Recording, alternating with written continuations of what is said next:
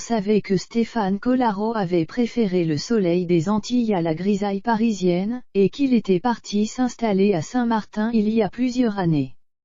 Cette nouvelle vie, il la partage avec une certaine Fanny, changement de vie radical pour Stéphane Collaro qui ne vit plus du tout en la capitale française.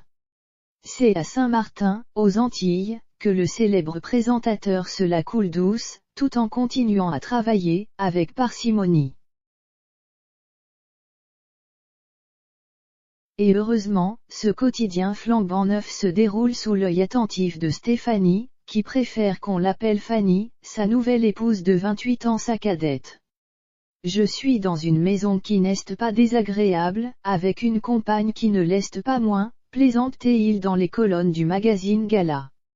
Je dois reconnaître que c'est une vie de rêve, une semi-retraite, parce que je continue de bosser mais à ma convenance et quand je veux il a, tout de même, la tête pleine de projets.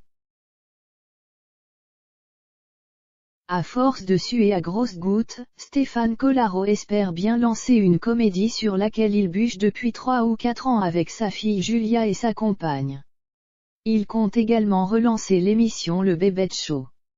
En revanche, le mariage ne semble pas faire partie de ses multiples ambitions ni de ses priorités.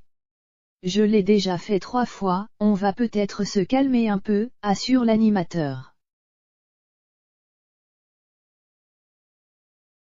Stéphane Collaro a effectivement été marié à Patricia Lefebvre, la femme avec qui il a eu sa fille Julia, ainsi qu'à une hôtesse de l'air, de 29 ans sa cadette, qui s'appelait elle aussi Stéphanie.